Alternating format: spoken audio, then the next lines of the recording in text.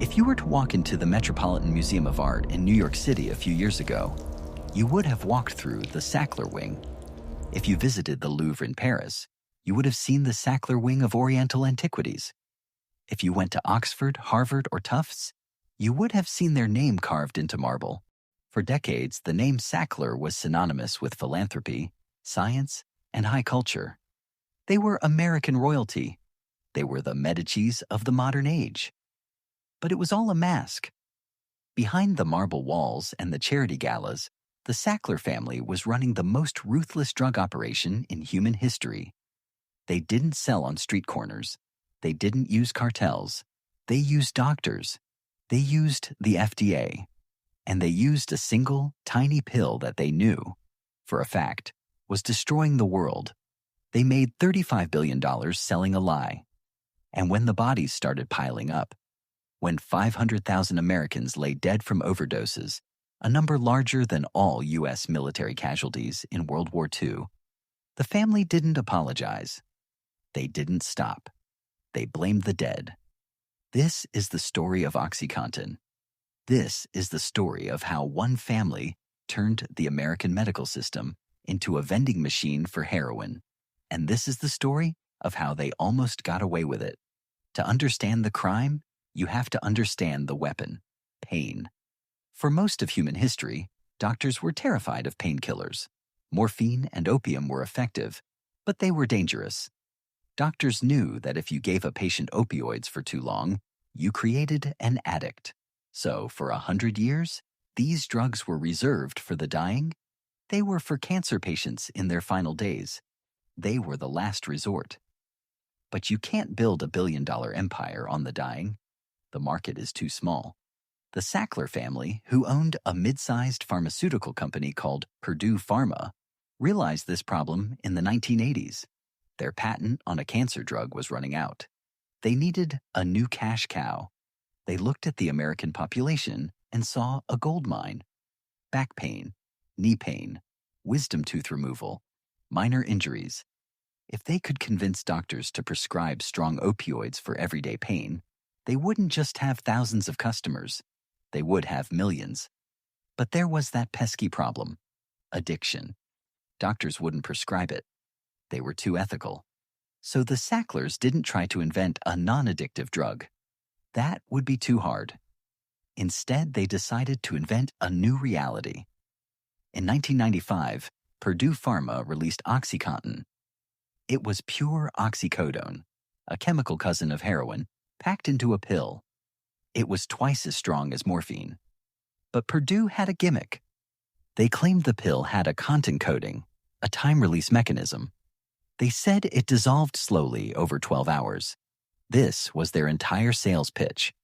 They told the FDA, because it releases slowly, there is no euphoric high. And if there is no high, there is no addiction. It was a brilliant theory. It was also a complete lie. We now know from internal documents that Purdue knew early on the 12-hour claim was false. For many patients, the drug wore off in 8 hours. This created a horrific cycle. The patient would take the pill at 8 a.m. By 4 p.m., the drug would wear off. Their body would go into immediate, agonizing withdrawal. The pain would come roaring back, worse than before. When they went back to the doctor complaining, Purdue told the doctors, "Don't take them off the drug. That's not withdrawal. That is pseudo-addiction. The solution is to double the dose." Pseudo-addiction. It sounds scientific, doesn't it? It sounds like a medical term. It wasn't.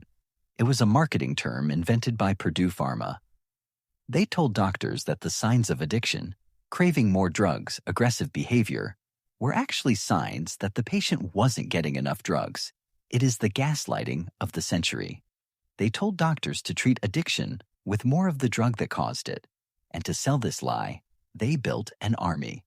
Purdue Pharma hired thousands of sales reps. They targeted general practitioners, family doctors in rural towns in Virginia, Kentucky, and Maine. Doctors who were overworked, underpaid, and didn't know much about pain management.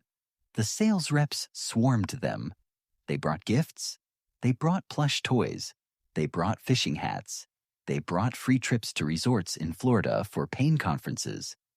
And they brought the blood charts. Internal documents show that Purdue tracked every single doctor in America. They knew exactly how many pills each doctor prescribed. They didn't target the best doctors. They targeted the whales, the doctors who wrote the most prescriptions. If a doctor in a small mining town in West Virginia was writing 500 prescriptions a month, Purdue didn't report him to the authorities. They sent a sales rep to buy him steak dinners. They offered bonuses. In 1 year, Purdue paid out $40 million in bonuses to its sales reps. The metric was simple. The higher the dose you sell, the higher your bonus.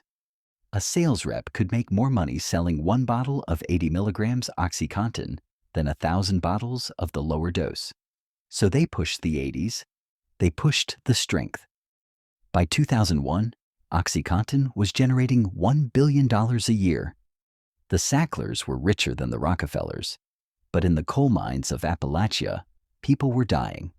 Teenagers discovered that if you crushed the pill, you broke the time-release coating. You could snort it or inject it, and you would get the entire 12-hour dose in 3 seconds. It was cleaner than heroin. It was measured, and it was FDA approved. Crime rates in these towns skyrocketed. Pharmacies were being robbed at gunpoint, not for cash, but for the oxy. The reports started reaching Purdue's headquarters in Stamford, Connecticut. People are crushing the pills. People are overdosing. Babies are being born addicted. This is the moment where a normal company stops. This is the moment where a human being says, "We made a mistake." Richard Sackler is not a normal human being. Richard was the son of one of the founders. He was the president of the company. He was the micromanager. When the reports of overdoses came in, Richard didn't panic. He got angry. Not at the drug, at the victims. In a confidential email that was later released by a court, Richard Sackler wrote, "We have to hammer on the abusers in every way possible. They are the culprits and the problem. They are reckless criminals." Read that again. They are the culprits. He shifted the narrative. He told the media, "OxyContin is a miracle drug for legitimate patients. The problem isn't the pill. The problem is these low-life junkies who are misusing it." He blamed the coal miners whose backs were broken. He blamed the teenagers who raided their parents' medicine cabinets. He called them scum of the earth in private emails. He ordered his staff to hardball the media. When a state prosecutor in West Virginia tried to investigate Purdue, the company didn't cooperate. They hired the best lawyers in the world to destroy him. They settled cases quietly. They sealed the documents. They knew that if the truth about the 12-hour lie came out, the game was over. So they kept the game going for 15 years. 15 years of sales? 15 years of increasing doses? 15 years of funerals. By 2010, they reformulated the pill to make it harder to crush. They patted themselves on the back. "We fixed it," they said. But do you know what happens when you take a pill away from millions of addicted people? They don't just stop being addicted. They turn to the street. When OxyContin became hard to crush, users switched to heroin. Then they switched to fentanyl. The first wave of the opioid crisis was OxyContin. The second wave was heroin. The third wave is fentanyl. The Sacklers started the fire that is still burning down the house, but while the country burned, the Sacklers were cashing out. They knew the lawsuits were coming. They aren't stupid. Between 2008 and 2017, as the death toll mounted, the Sackler family quietly transferred over $10 billion out of Purdue Pharma and into their own personal accounts. They moved the money to offshore trusts, to Switzerland, to the Cayman Islands. They drained the company dry, so when the hammer finally dropped, when thousands of cities and states sued Purdue Pharma for creating a public nuisance, the company filed for bankruptcy. "We're broke," they said. "The company has no money." Because it was all in their pockets. The bankruptcy negotiations were a masterclass in cynicism. The Sacklers offered a deal. They would give up ownership of Purdue Pharma. They would pay $4.5 billion, later increased to $6 billion, of their own money to addiction treatment centers. In exchange, they demanded global peace. That is the legal term. Global peace. It meant that no one, not a state, not a city, not a victim's mother, could ever sue a member of the Sackler family again. They wanted permanent immunity. They wanted to buy their freedom with a fraction of the money they made from the crime, and for a while, it looked like they would get it. A bankruptcy judge approved the plan. He argued it was the only way to get any money for the victims. If they went to trial, the Sacklers would spend years fighting, and the victims would get nothing. The Sacklers watched the hearings via Zoom. They turned off their cameras. They never apologized. Richard Sackler, when asked if he felt any responsibility for the epidemic, simply said, "No." But the story isn't quite over. The Supreme Court intervened. They paused the deal. They asked a fundamental question. Can a billionaire pay to escape the justice system? Can you keep the billions you made from fraud, pay a fine, and walk away untouchable? As of today, the battle continues. The name Sackler is being scrubbed from the walls. The Louvre removed it. The Met removed it. Tufts removed it. They are being erased from the history they tried to buy. But they are still billionaires. They are still free. They are currently living in mansions in Florida and England. They are attending cocktail parties. They are collecting interest on the blood money. Purdue Pharma is gone. It is being rebranded as Knoa Pharma, a public benefit company. But the legacy remains.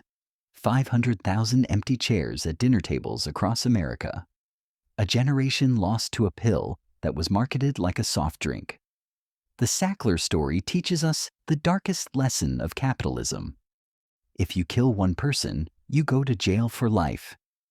If you kill 500,000 people, but you do it with a corporation, a marketing team, and a team of lawyers, you get to negotiate the fine. You get to keep the house, and you get to watch the world burn from a safe distance. If you want to know about the other empires built on addiction, or the companies that profit from your pain, make sure you are subscribed.